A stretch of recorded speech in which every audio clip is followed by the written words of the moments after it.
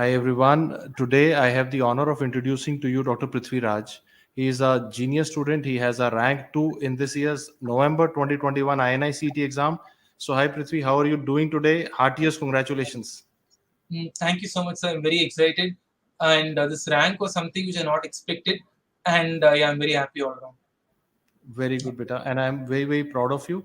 I just would want you to, help the listeners by, because a lot of people had analysis about the paper that this was a more tougher paper, and Yeah. what was your analysis during the paper, and what was your strategy during the exam? Yes, sir. So initially, I've written this is my second INICET exam. And the first INICET exam, I was able to secure a rank of 971. And during my first INICET exam, I attended 185 questions and I left 15 questions without answering. And so my basic idea was that during this INICET, I should answer more number of questions because 185 was last time. 185 attended was last time. So this time I thought of attending like more than 185. So, but the question paper, which was not expected, was very difficult.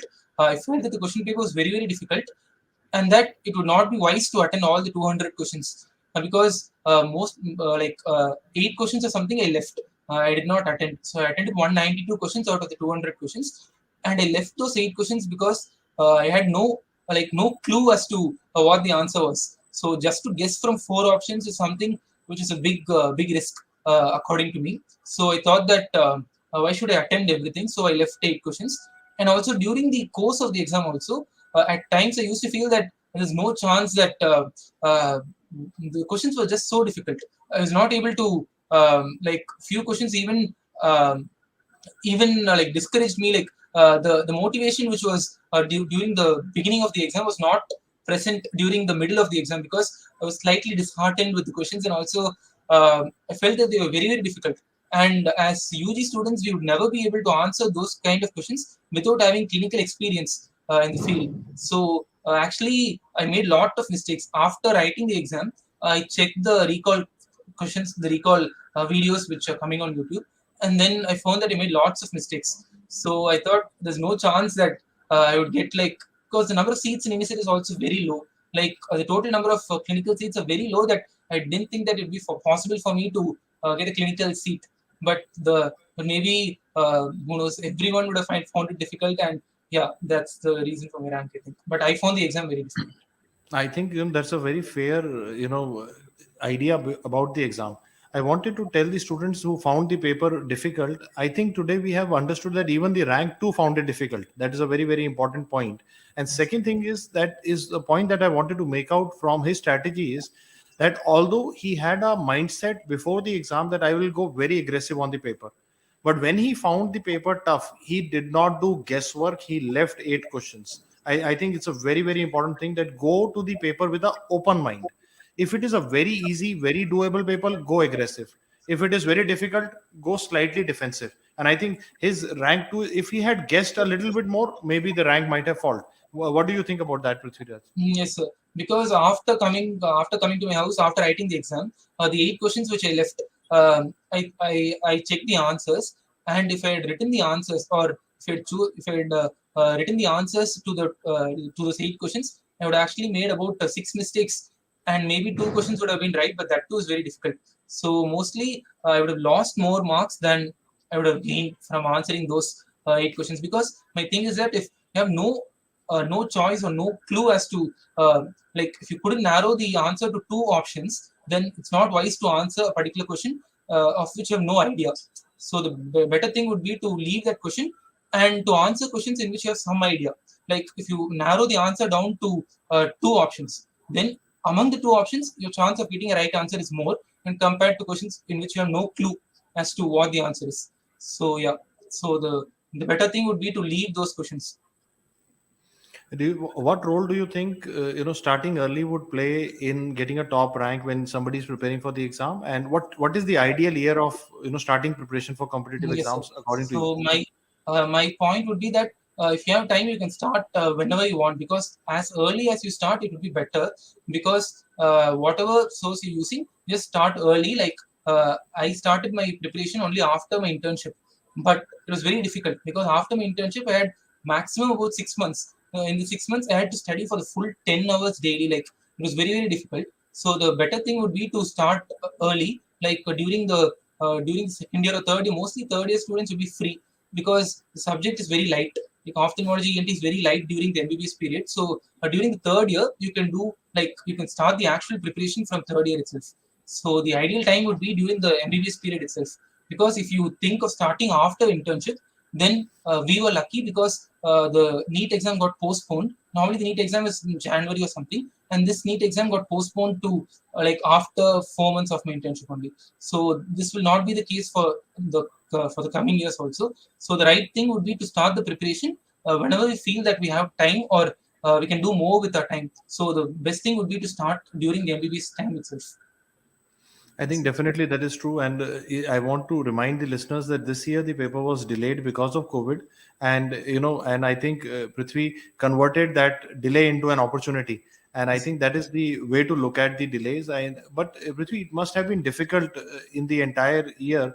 The papers were getting delayed, and there was so much of panic everywhere.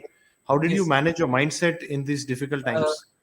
so my mindset was that what I couldn't think about anything other than the focused on my studies, and I was like, whenever the NEET exam is, let me give it a try with whatever I have completed. And I thought the NEET exam would be like 2 months before the actual date. And if it was 2 months before, I would have not been able to get like the 25th rank which I got in NEET. And then because it was 2 months delayed, I was able to almost complete my preparation before the NEET exam itself. So as I was able to complete my preparation, I was able to get this rank. Otherwise, it'd be very difficult because without revising the whole portions before the exam, if you leave like two or three major subjects, it'd be very difficult to get a very good rank in it. The main thing would be to cover everything and also to revise everything repeatedly, so that everything retains in your mind, and so that you'll be able to give a fair enough. If you give the NEET exam during the middle of your preparation, mostly you would not be able to get the rank that you desire. So the right thing would be to begin early and also try to complete everything before the NEET exam, and try to keep at least 1 month or at least 15 days before the exam for revision, because revision is very important.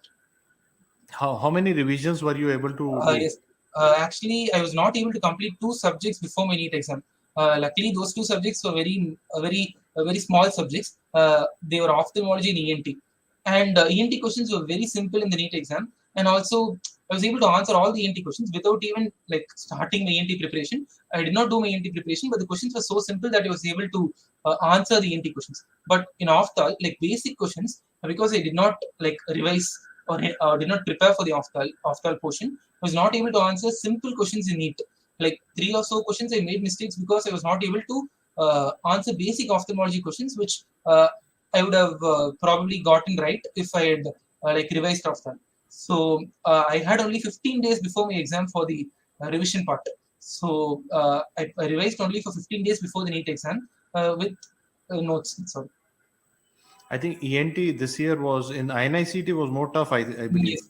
Yeah, because if I had taken INICET without preparing off the ENT, then it would have been impossible to get a rank like this. Because, yeah, the preparation is very important. And also, for INICET, the thing was, I got a NEET rank of 25. So I was not even planning on writing INICET in the first place. So the idea was that the NEET counseling would begin, and that I'd be in a college right now. But because the NEET counseling got delayed a little bit, I had time to learn for INICET. Again, once again, same thing. I had 15 days for INICET preparation, and during the 15 days, I just revised my notes and was able to give a decent try. And yeah.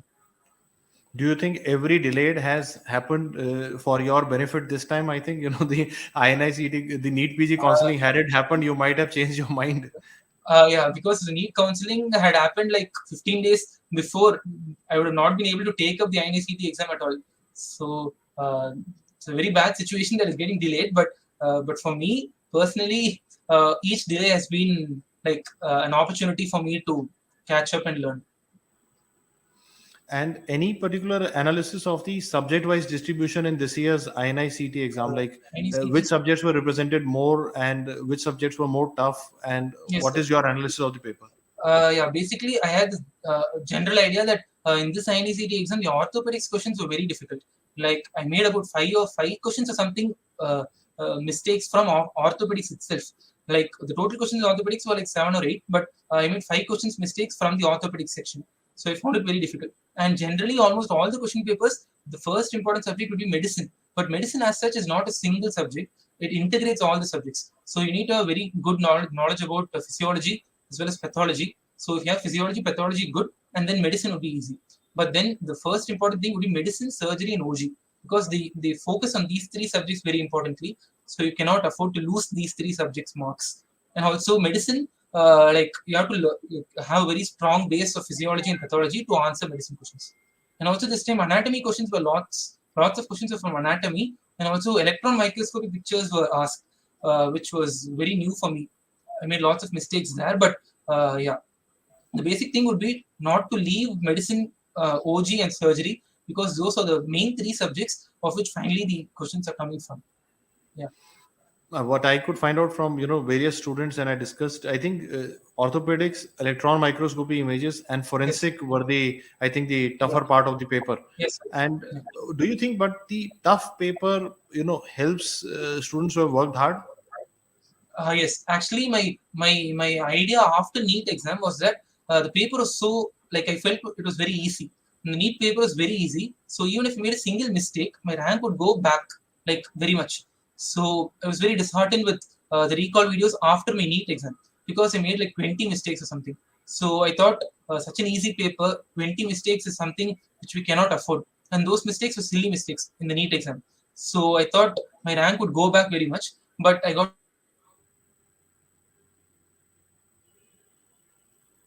25, good rank, because the exam was so difficult. I made about 30 to 35 mistakes maximum. So I thought 30 mistakes, mostly I would get like 500 or 600 rank maximum I'd get that much. So I thought, but something single digit rank is something which I did not expect at all, because I made lots of mistakes.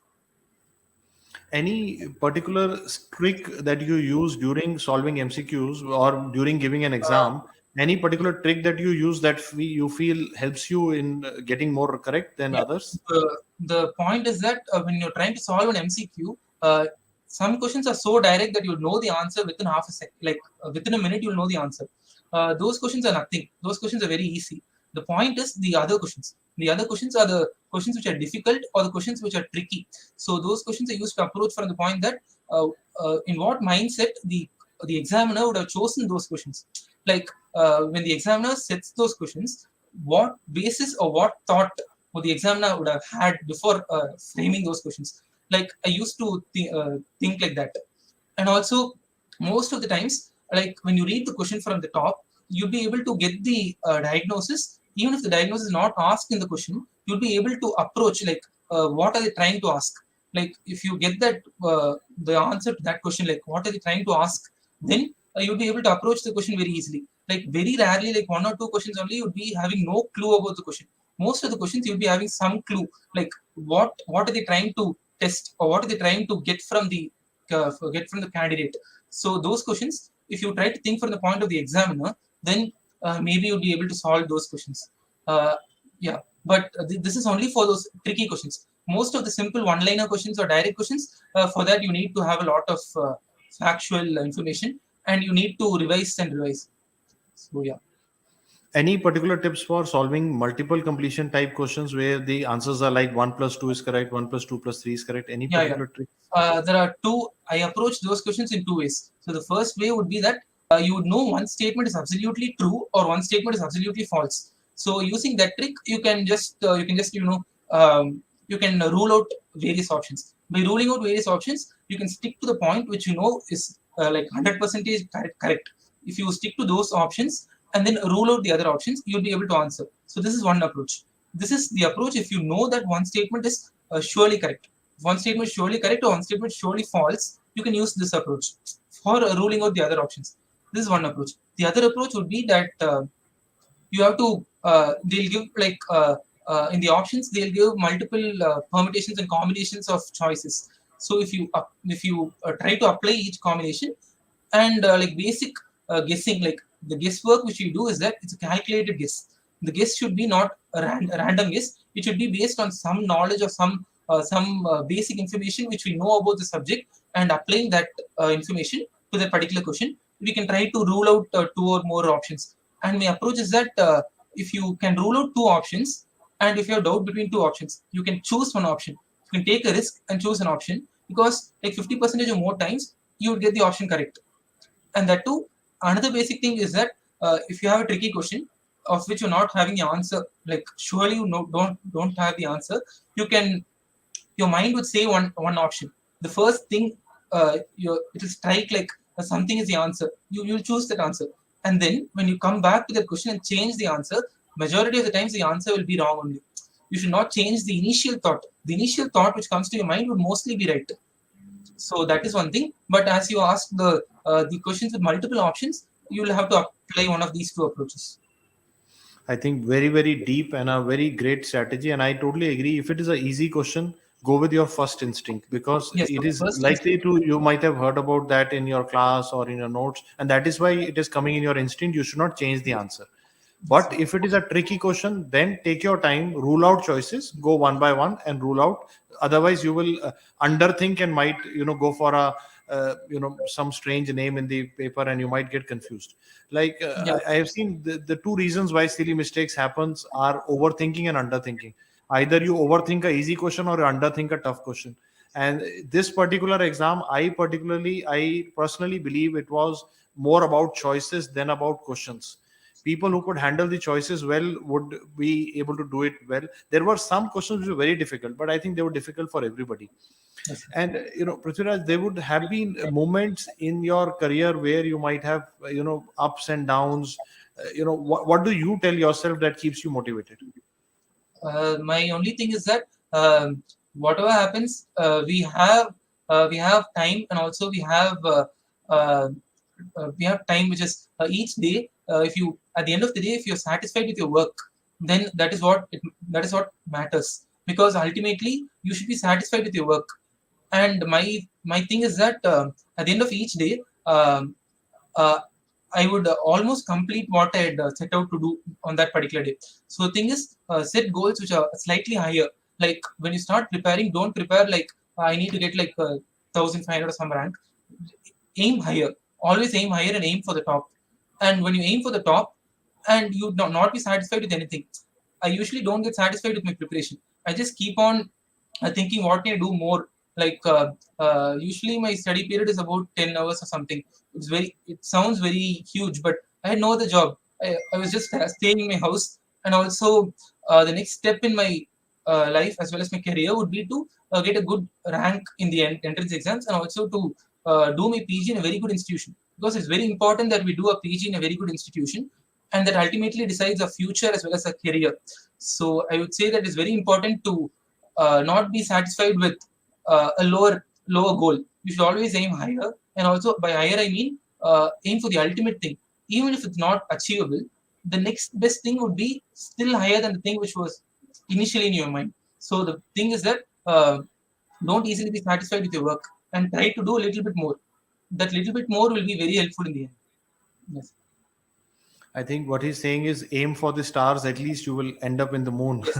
Yes. Yes. Aim higher. I think that is the mantra that Prithviraj has given us, and I'm very, very proud of his achievement. Heartiest, congratulations, best Thank you. wishes, and I'm sure you will rock in your career as a specialist in future as well. Heartiest, congratulations. Best of luck, beta. Thank you.